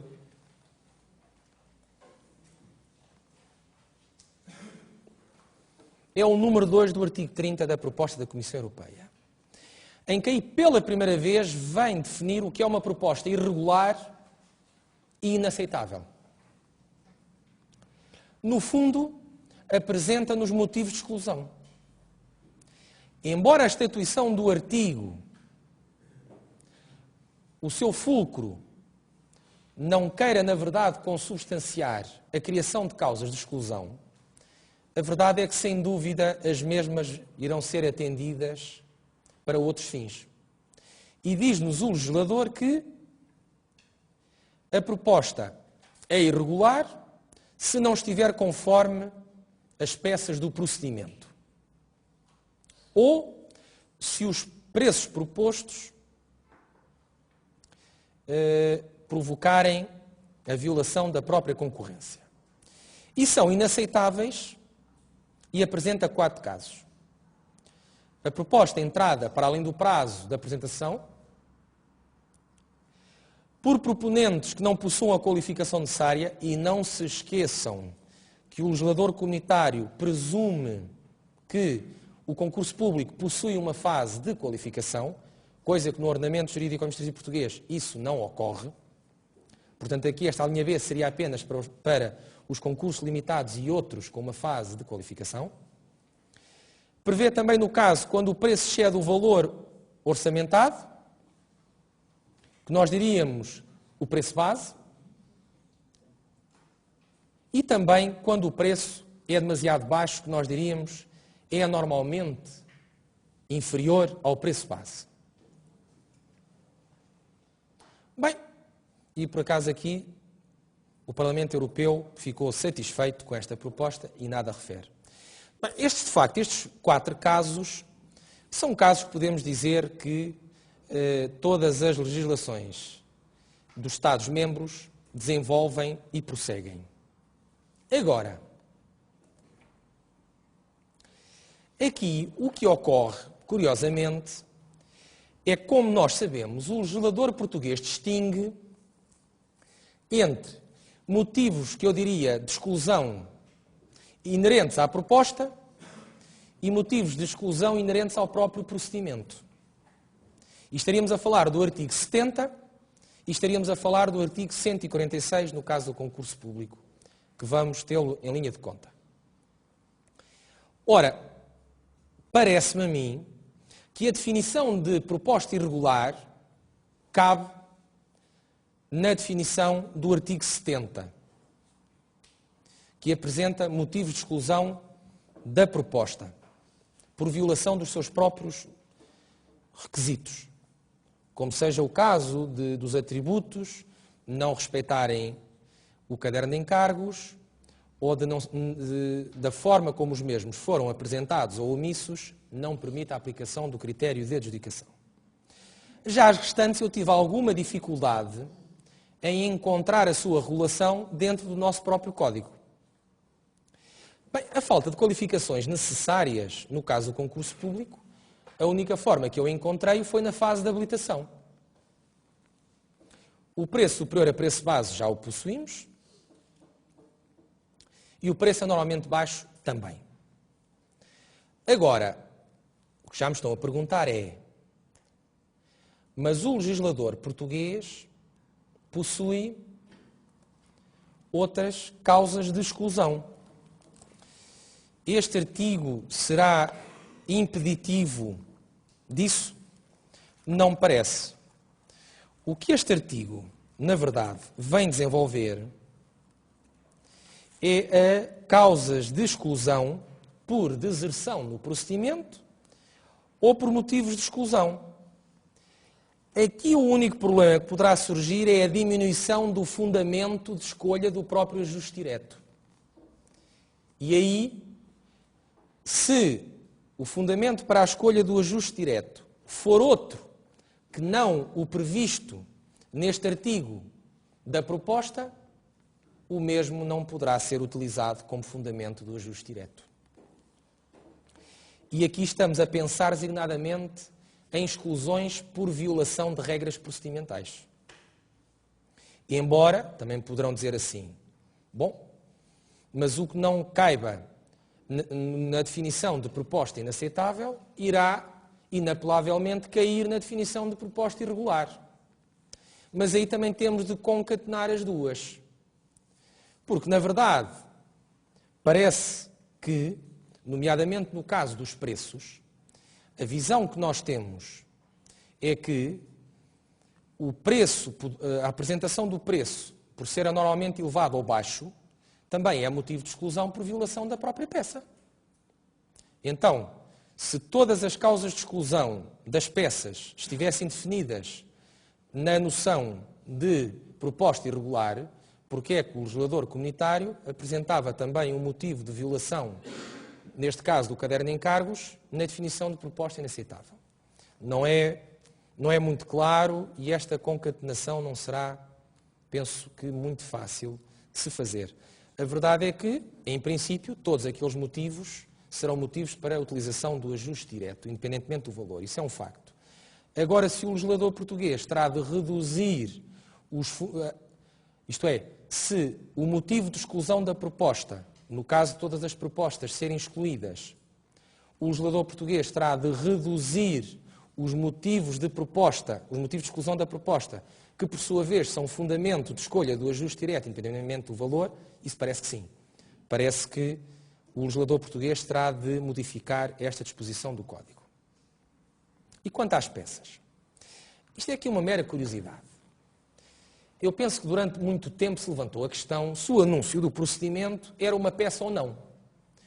E o nosso legislador, no artigo 40 do Código, veio definir claramente: as peças são, em cada procedimento, são estas. E retirou de lá o anúncio. Bem, acontece que a definição de documentação relativa ao concurso, que nós diríamos são as peças procedimentais, inclui o anúncio. Mais uma vez. O que é que explica isto? Explica que em determinados ordenamentos, como é o caso do italiano, em regra o programa é o anúncio. E nos tratados internacionais de contratação pública, assim também o é. Como, por exemplo, no Brasil também é. Assim, o anúncio é, na verdade, o programa. E, embora poderá possuir documentação complementar, que nós diríamos que é o nosso caderno de encargos. Isto terá alguma relevância em sede de tribunal comunitário? Terá, evidentemente. Ainda que o legislador português não o classifique como anúncio, um concorrente poderá solicitar a fiscalização no tribunal, quer português, do meu ponto de vista, quer europeu, com base numa informação constante do próprio anúncio. É o único entendimento que se pode ter perante este disposto. Será de rever este artigo 40? Talvez com algum grano salis, como referindo, do meu ponto de vista, quando o anúncio do procedimento contiver informação que não se encontre disponível em outra peça do procedimento.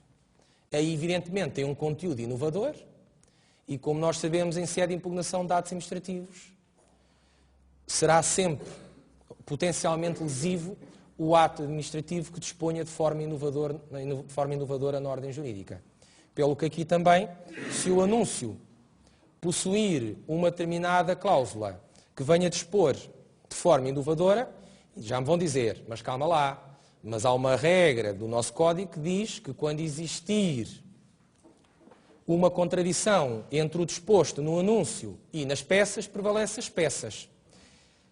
Isso é muito interessante, mas isso não defende a concorrência. Porque eu, finlandês, eu vou ver o anúncio. E pela análise do anúncio, eu posso achar que não tenho interesse em concorrer. Mas se eu confrontasse com o disposto no programa, que dispõe de forma diversa, até poderia dizer assim, não, na verdade o anúncio exigia um requisito que eu não possuo, Mas o programa não me exige, logo eu vou concorrer. Mas o finlandês só vai ler o anúncio.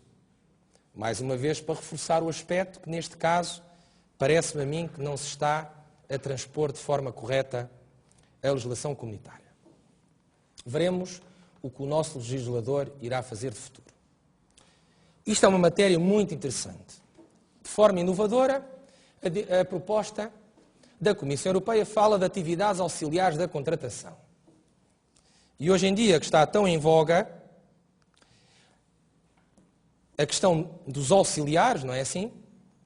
Atividades auxiliares soa a algo de menor relevância. Mas o que é que estamos aqui a falar quando falamos de atividades auxiliares? Na verdade, estamos a falar de tudo. Tudo o que ocorre num procedimento de adjudicação.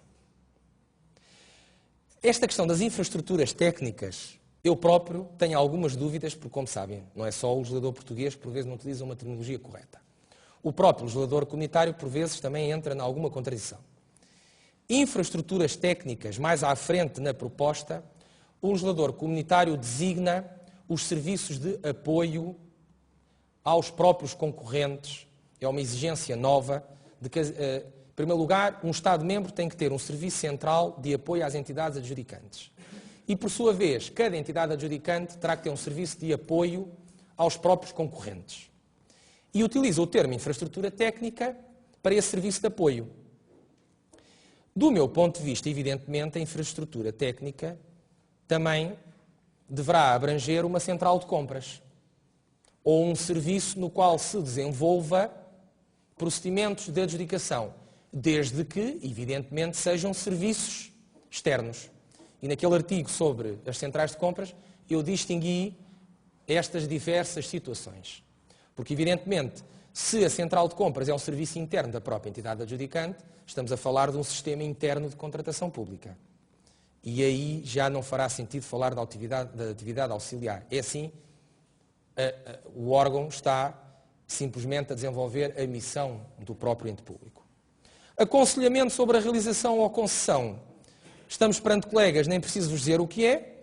Preparação e gestão de procedimentos de contratos em nome e por conta. Bem, em princípio, também podemos estar a falar de um serviço externo de contratação. Diz-nos o artigo 36. Estes prestadores terão de ser selecionados em conformidade com os procedimentos de adjudicação. Nós sabemos, e bem, que o nosso legislador já consagrava que a escolha, designadamente dos serviços de plataformas eletrónicas externas, tinham de obedecer ao regime da contratação pública. Portanto, nesse caso, era simples. Em certos ordenamentos de Estados-membros não era assim tão claro se a escolha dos serviços de plataforma eletrónica teria de obedecer ou não à diretiva e se poderia ser escolhido ou não por ajuste direto. Isso não era assim tão claro. Aqui, evidentemente, aconselhamento, eu vou incluir a consultadoria e no final, para terminarmos com chave de ouro, voltaremos a falar dos serviços jurídicos e somos todos, ou quase todos, desta área, terá certamente alguma relevância, embora o que eu disser sobre serviços jurídicos será aplicável a outro tipo de consultadoria. Valor do contrato. Então, diz-nos a proposta, e o Parlamento Europeu não introduz nenhuma alteração, que o valor estimado de um contrato, o chamado valor do contrato no nosso Código, é o montante total a pagar, incluindo qualquer tipo de opção e eventuais renovações do contrato. E inclui os prémios. Muito bem. A diretiva comunitária também falava de montante total estimado, incluindo eventuais opções e eventuais renovações. Não é despiciando o retirar da expressão eventual e o colocar qualquer tipo. Isto não é por acaso. Todavia, o nosso Código, e eu aí não sei muito bem porquê, nos artigos 17, 47 e 97, são todos 7, os que falam do valor do contrato, do preço base e do preço contratual, temos de conjugar os três. O valor estimado do contrato, ou o valor do contrato, na verdade fala de todo o benefício económico a obter pelo adjudicatário. Bem, mas o preço contratual fala-nos de prorrogações. E então há aí alguma divergência sobre se, no artigo 97, o nosso legislador quis excluir as renovações e só incluir as prorrogações. Em sentido jurídico, são, na verdade, figuras jurídicas autónomas. Isso é muito curioso, porque já a Diretiva 2004 fala em renovações. Bem, dir-me-ão e com muita razão, mas abaixo dos limiares comunitários, o legislador nacional legisla respeitando os princípios dos tratados, como melhor lhe convém. Bom, se seguirmos esse entendimento, então acima dos limiares, todas as renovações deverão de contar para o preço total do contrato. Num sentido mais amplo, parece-me a mim, quer se trate de prorrogações, renovações, qualquer tipo de opção de alargamento do prazo ou de extensão do próprio contrato, estará incluído aqui. Parece-me que este é claramente o objetivo deste montante estimado do contrato. Cada procedimento é um contrato. Um procedimento não pode gerar vários contratos, salvo em casos muito particulares, como nós sabemos, no âmbito da execução de contratos. Preços anormalmente baixos é uma figura jurídica também que tem trazido alguma polémica. Pela primeira vez, a legislação comunitária de contratação vem nos definir parâmetros base para definir o que são os preços anormalmente baixos. E, se repararem, não diverge muito do disposto no nosso Código dos Contratos Públicos. Diz-nos que, e cumulativamente, quando o preço é inferior a mais de 50%, ou inferior em mais de 20% ao custo da segunda proposta mais baixa e forem apresentadas pelo menos 5 propostas. Vejam como o legislador receou tanto legislar nesta matéria. Porque, evidentemente, o que faria sentido era que o cumprimento destes requisitos fossem alternativos e não cumulativos. Porque reparem o número de casos em que isto irá se verificar. Portanto, o preço mais baixo terá de ser inferior a 50%, a segunda proposta com um preço mais baixo terá de ser inferior em mais de 20% e terão de existir pelo menos 5 propostas. Então, e se só tiverem sido apresentadas 4? Já não há um preço anormalmente mais baixo? Ainda que esteja cumprido o requisito à linha B e o requisito à linha A? Isto faz algum sentido? Não parece fazer. Mas porquê? Evidentemente, o que está aqui em causa é um custo económico. Em regra, beneficia a entidade adjudicante se adjudicar o contrato por um valor inferior. Portanto, é com grandes cautelas que a Comissão Europeia legisla sobre esta matéria. O Parlamento Europeu, ainda com mais cautelas, refere nem pensar nisso. Não vamos definir parâmetros base, porque senão será muito fácil dos mesmos se verificarem e terem de ser aplicados. Então vamos criar um critério subjetivo.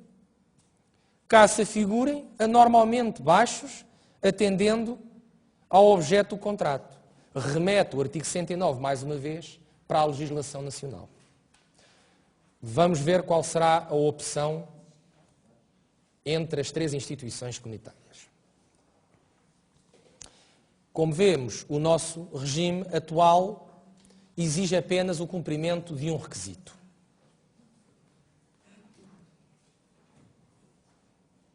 Este sim, uma matéria inovadora, e temos muitas vezes observado alterações que eram pedidas pelos concorrentes, pelos entes privados. Esta, de alguma forma, era rogada pelas entidades adjudicantes. E quer a Comissão Europeia, quer o Parlamento Europeu estão de acordo. E quando ambos estão de acordo, é muito provável que a proposta seja aprovada e transposta. Ora, o que é que diz? Diz-nos simplesmente isto. Uma entidade adjudicante poderá excluir um concorrente quando o mesmo, em anterior contrato, tenha demonstrado uma deficiência, um incumprimento contratual de um qualquer requisito importante, desde que o contrato seja de natureza semelhante. Isto, mais uma vez, vai dar, como costuma dizer, panos para mangas.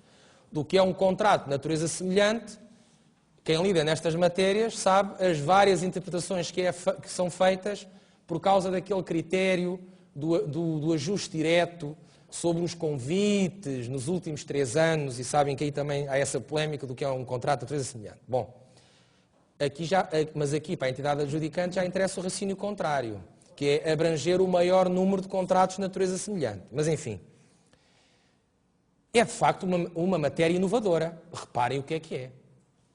Quantas vezes as entidades adjudicantes, não o põem por escrito, como é evidente, mas não invocam o facto de não se lançar concursos públicos e sim ajustes diretos com convite, para não correr o risco do vencedor ser uma empresa que apresenta sempre o melhor preço e incumpre sempre com o contrato, com os prazos, é necessário estar a aplicar sanções pecuniárias, há suspensão de contratos. Isto ocorre muito com as empreitadas, com os fornecimentos de prestações de serviços é muito incomum.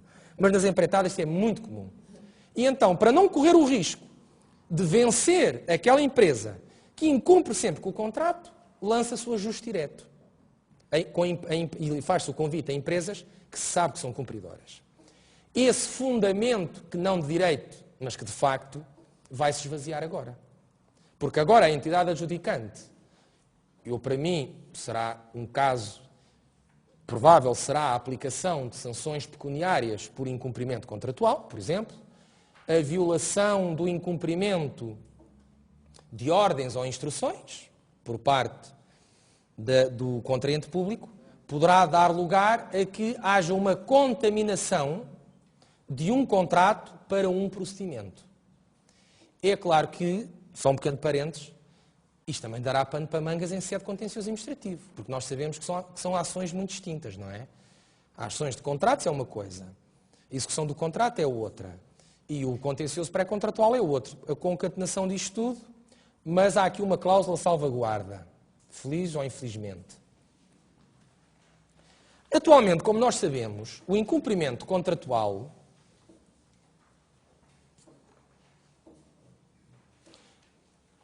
está previsto onde? No regime contraordenacional. Mas não cabe a cada entidade adjudicante a competência para o procedimento contraordenacional, pois não. São 2 entidades distintas que têm a competência no âmbito de procedimentos contraordenacionais. As empreitadas ao Instituto de Construção, demais contratos à ASAI. Reparem, aqui, como observamos, caberá a cada entidade adjudicante aplicar, chamemos-lhe assim, esta sanção de exclusão do concorrente por incumprimento de um contrato anterior. Aqui, a contornação é aplicada, e a sanção acessória, por 2 entidades externas à própria entidade adjudicante. Mas diz-nos o artigo 55, número 4. Este também, de alguma forma, inovador. Ainda que exista um motivo de exclusão, a entidade adjudicante poderá decidir pela não exclusão do concorrente. Esta, de facto, é de pensarmos onde é que a Comissão Europeia estava nesse dia quando aprovou esta medida. Observemos. Então, houve o trânsito em julgado de um crime de corrupção, praticado no seio daquela entidade adjudicante. E poderá, noutro procedimento, não ser excluído um concorrente que apresenta um registro criminal com a condenação pelo crime de corrupção. Diz-nos a Comissão Europeia, sim, quando esclareceu integralmente os factos e as circunstâncias através de uma colaboração ativa com as autoridades responsáveis pelo inquérito e tomou medidas concretas de natureza técnica, organizativa e pessoal adequadas para evitar outras infrações penais. Bem, um exemplo. A administração daquela empresa ter sido toda renovada, por exemplo. será um indício? Bem, se de facto os titulares dos órgãos que praticaram o crime foram todos mudados, parece ser um indício. Mas realmente esta proposta choca-me, como é evidente, imenso, o facto de ser aplicável a crimes. Se fosse aplicável a sanções contra os nacionais, já não me chocaria tanto. Agora, a crimes, e dar ao critério a uma entidade adjudicante de poder o escolher, embora à partida, eu também não estou a ver uma entidade adjudicante portuguesa a querer aplicar esta exceção, sob pena de poder ser acusada do inverso, que é, mas quem é que decidiu que esta entidade que praticou um crime não devia de ser excluída? Por que é que decidiram não excluir? Aqui poderia-se perguntar isto, não é? Mas pronto, mas a verdade é que esta proposta mantém-se esta proposta do Parlamento Europeu, pelo com algum grau de segurança é provável que seja aprovada. Em Portugal isso não existe. Nós temos o artigo 55, que tem os impedimentos que correspondem àqueles motivos de exclusão.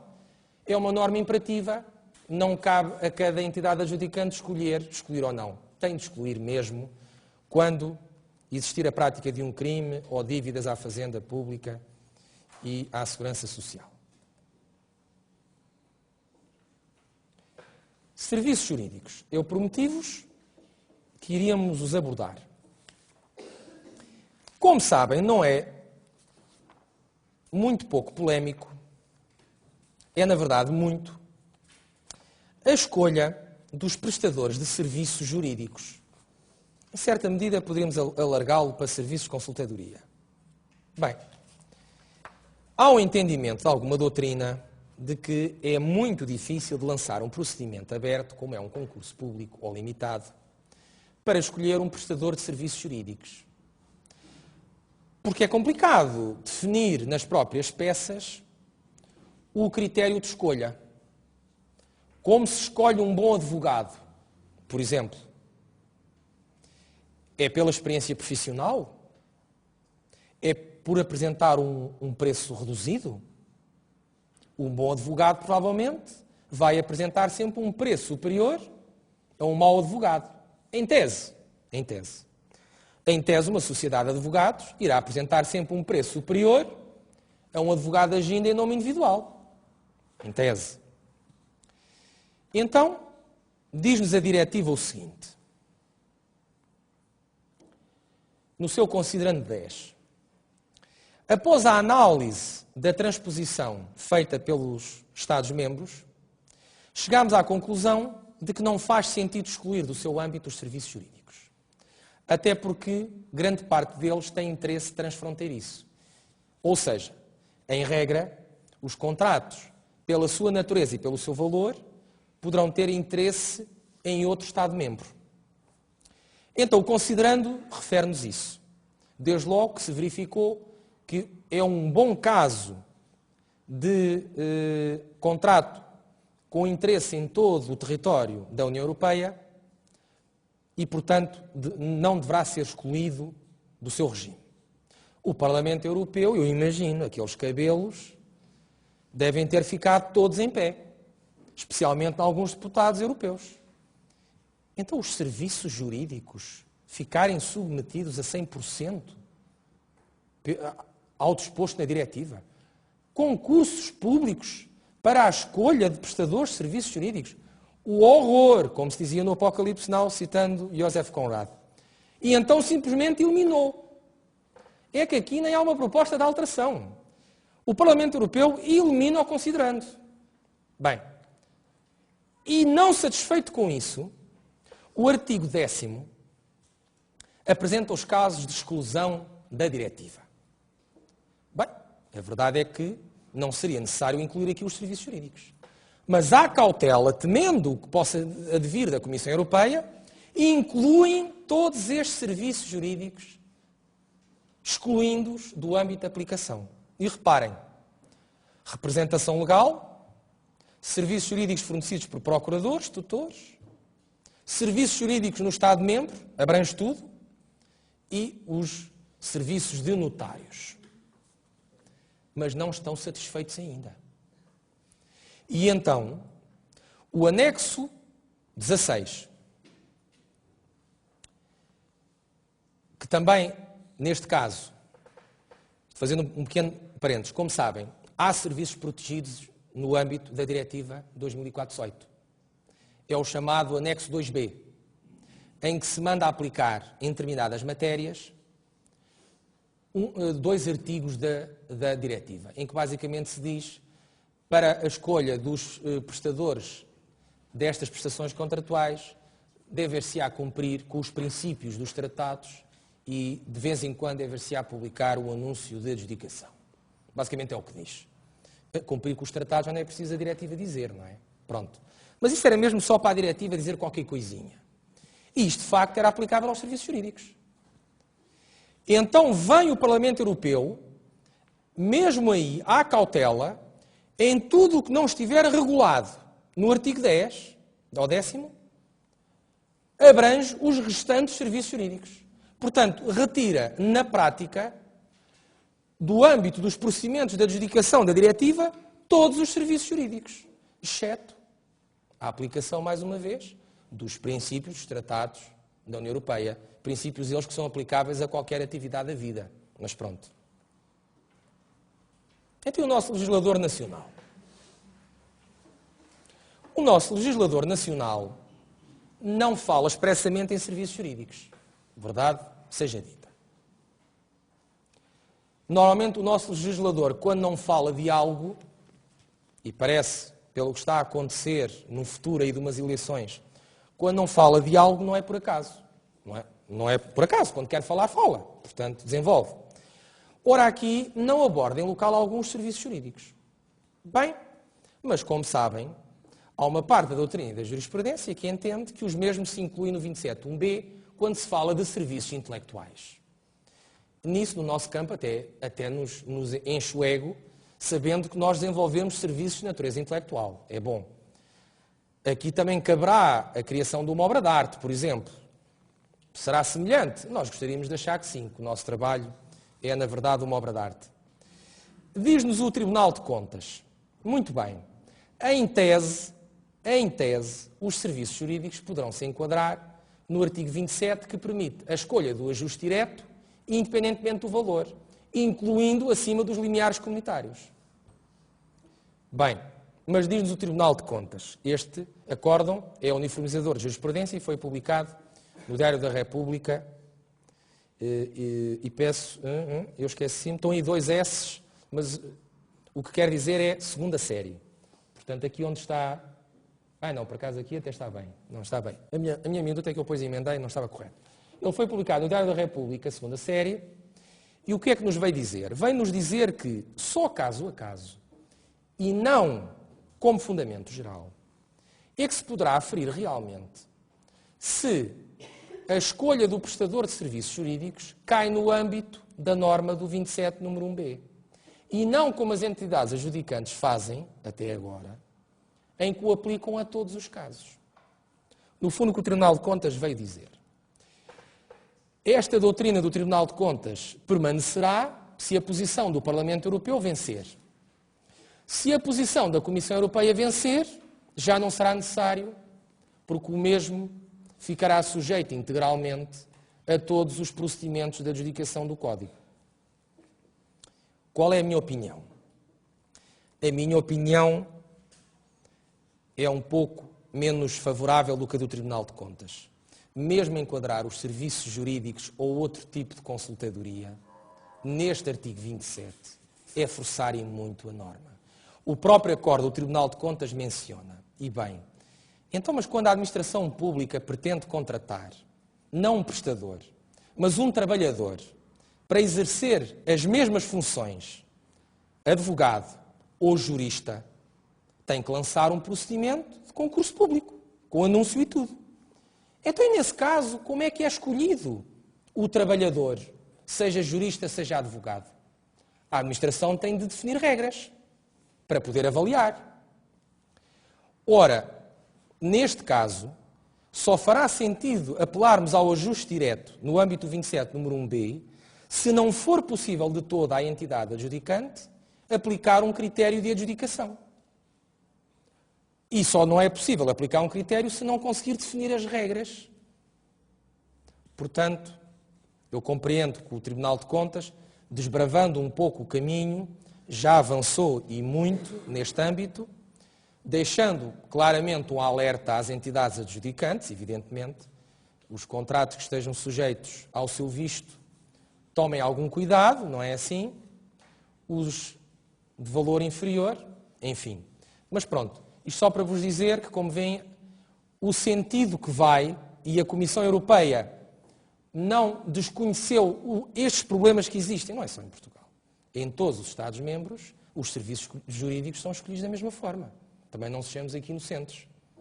Agora, evidentemente, se nós passássemos a escolher os serviços jurídicos por concurso público e aqui ao lado a Espanha escolhesse por ajuste direto, então assim corríamos o risco de sociedades de advogados espanholas passarem a prestar serviços em Portugal.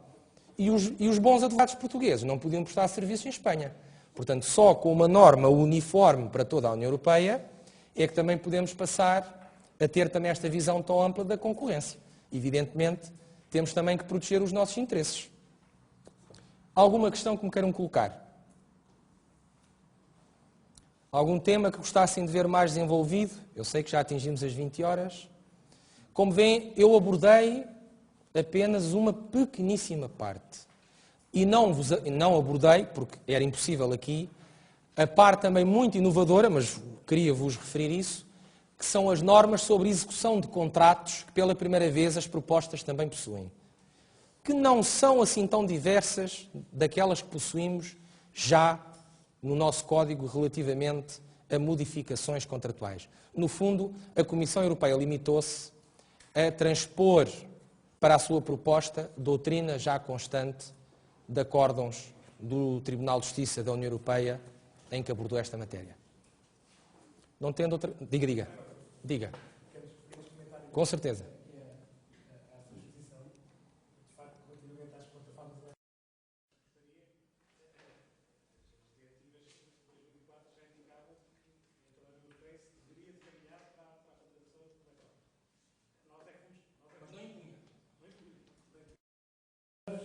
E bem.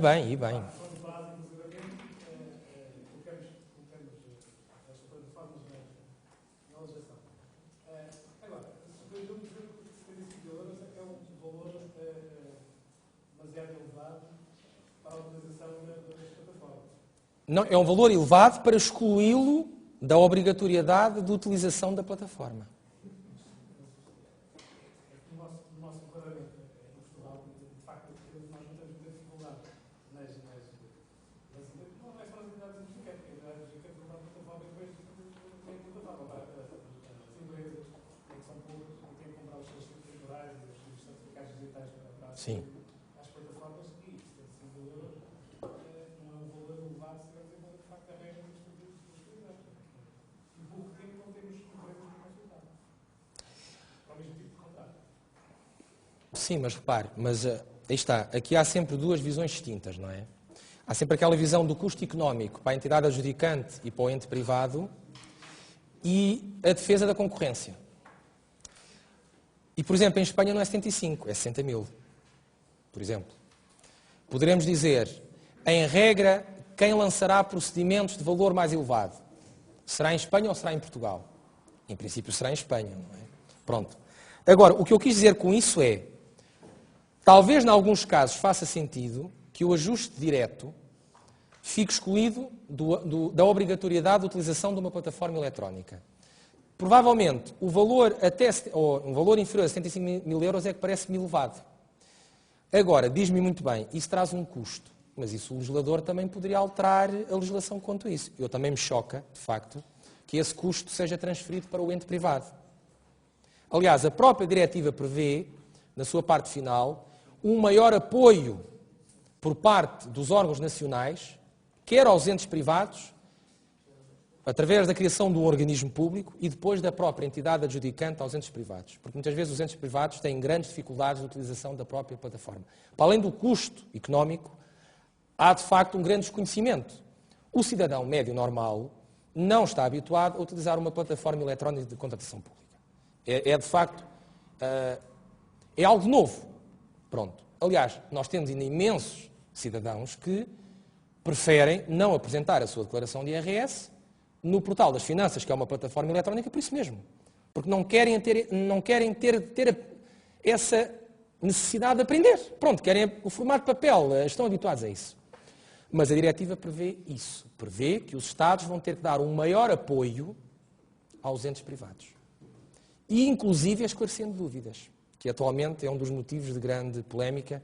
Quando os entes privados têm dúvidas de utilização da própria plataforma, têm de solicitar à entidade gestora da própria plataforma e não à entidade adjudicante.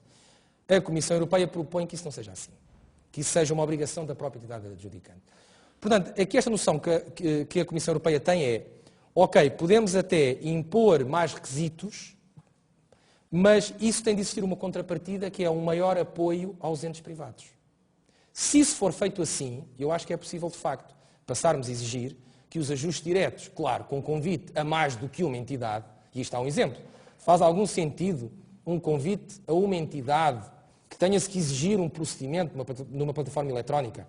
Até um determinado valor, não. Se calhar, do meu ponto de vista, a partir do limiar comunitário, se calhar já faria todo o sentido que mesmo o convite fosse enviado pela plataforma eletrónica. Até porque a proposta da Comissão Europeia propõe ainda mais exigências em termos de declarações dos Estados-membros relativos ao cumprimento da própria legislação. E aí as plataformas eletrónicas estão concebidas para processar essa informação de forma muito célere. Portanto, estamos aqui no âmbito de tentar um equilíbrio, de não aumentar os custos económicos para os entes privados, de não criar demasiadas imposições às entidades adjudicantes que as levem a querer fugir dos procedimentos abertos e fugir, evidentemente, para os ajustes diretos. E algumas das queixas que foram resolvidas por esta proposta é para evitar isso mesmo, é para diminuir, que não se façam 92% de ajustes diretos em Portugal. Ou seja, retirar algumas das razões porque as entidades adjudicantes dizem não, eu tenho que fazer um ajuste direto para ser mais célere, é mais imediato, satisfaz melhor o interesse público.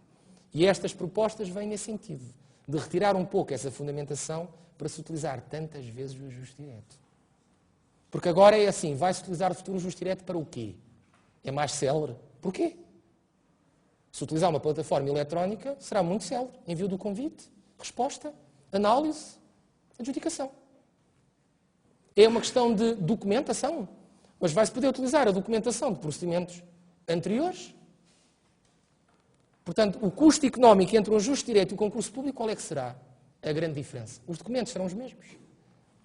Mas pronto, deixo-vos à vossa consideração e o futuro dirá. Muito obrigado pela...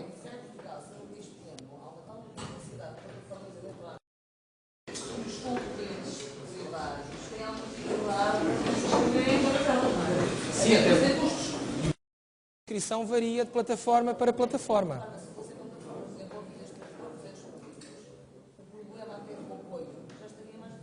Mas se a responsabilidade transitar para a entidade adjudicante, aí a entidade adjudicante, ela própria, quando celebrar o contrato com a entidade prestadora do serviço de plataforma, já terá de definir muito bem esses próprios mecanismos, para que depois não seja interrogada sobre o funcionamento da própria.